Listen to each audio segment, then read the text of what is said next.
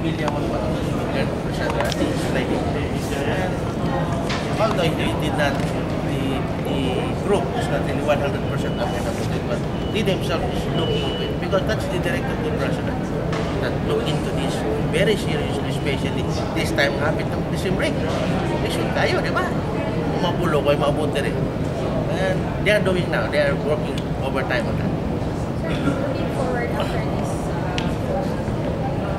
how do you see Davao City in terms of its revenues?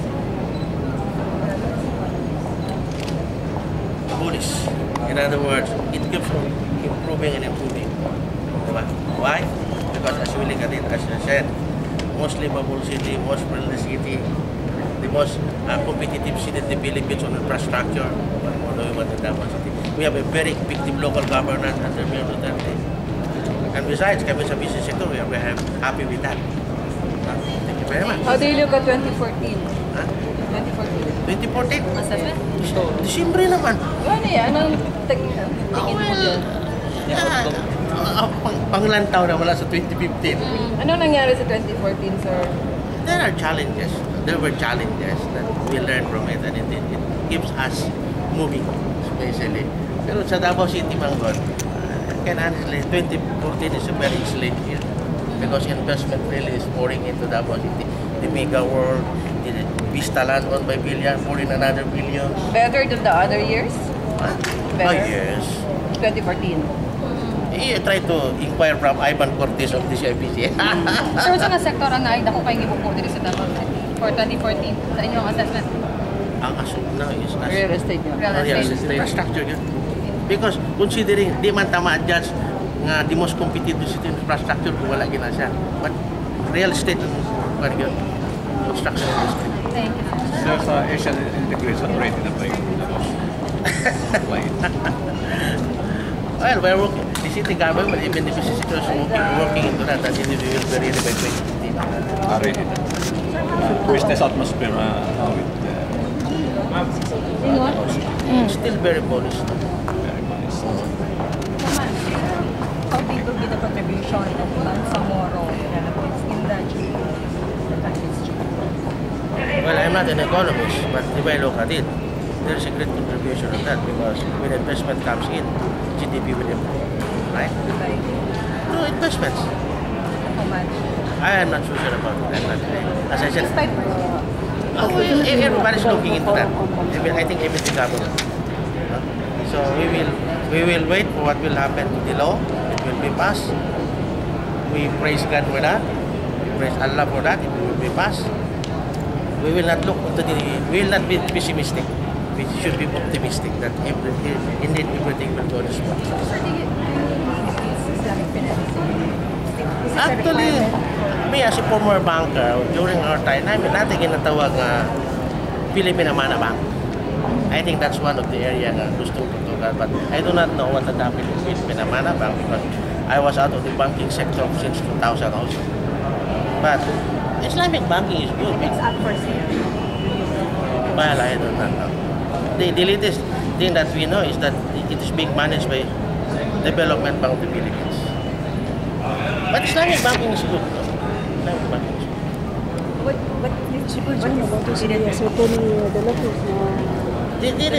Siguro they need to rehabilitate Philippine Amana Bank or create another financial institutions that cater to the needs of our brothers, our Muslim brothers, that has something to do with Islamic rules and Islamic bank. I think the government is looking into this. No? We have Do you want to entice Islamic banks like Maybank to come here? we have already Maybank here, several branches. But they don't offer Islamic bank here. That I do not know because, as I said, I was But out would you want for the chamber? for the chamber.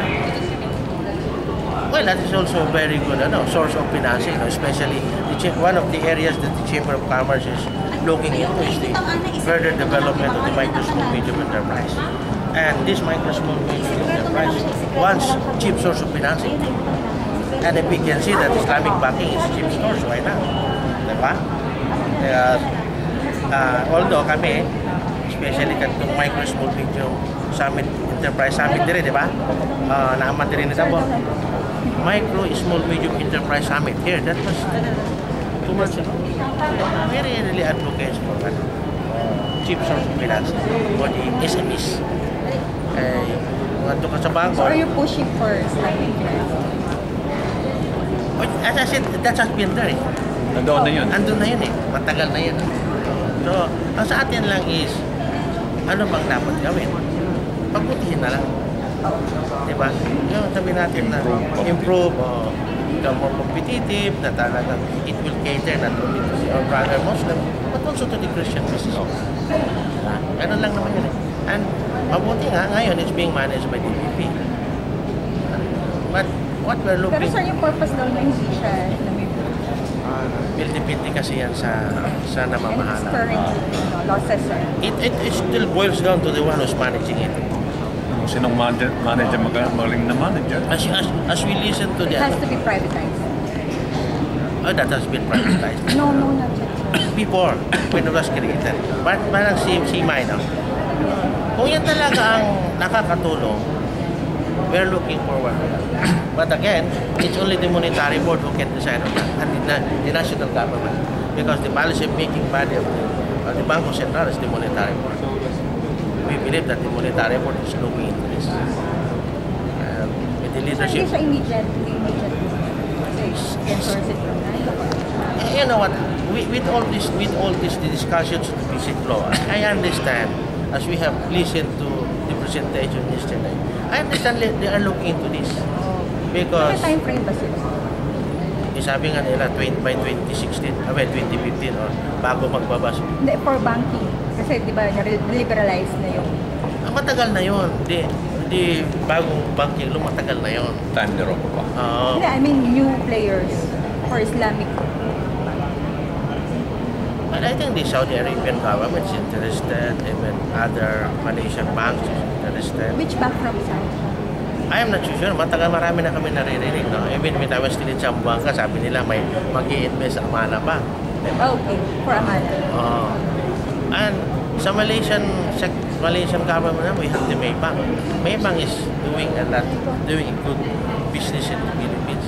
No, they are very open, minimal, especially customer loan. I understand nasa yung mga packages, all these things. So, indeed, we are very happy na all sectors are doing something. Not only for Davao City, but for all Mindanao and for the country. But the Davao City Chamber will continue to play its role, major role, which is, as I said, advocacy is one. Advocacy is one. We continue to be the voice of the business community, and we continue to have a very good relationship with the city government. We continue to respond positively to the challenge of our beloved mayor during sa iyang inaugural speech, which he said, to the business sector, we are not your competitor, but we are partners. That's why, when the Davao City Chamber endeavored to have constant dialogue with the office of the mayor. Sir, do you also see sukuks or Islamic bands? Do you eye for Islamic bands? Islamic. Sukuk, Islamic Bank. I'm not, I'm sorry. Nandoon na yun eh. Nandoon na yun eh. Nasa But I policy still na believe, yun. kung pag-usapan ng unibanking, one-stop shop bank yan, kasali na lahat yan. Pag sinabi nilang as unibank, kasali na lahat yan. So sir, by 2016, you're hoping na okay na yung Islamic financing for the... As I said, that's part already of the law that is being discussed in Congress right now. Are you hoping na yun yung... I will definitely, because as I said, it has been there. It's a matter of reviving it for the people. Sir, I'll give you my card po for Manila. Mrs. Mero, you are one of our partners in sa atas sa Davao City Chamber. Oh, sir, can I have your card? Yan mo rin ako sa wala kong card. And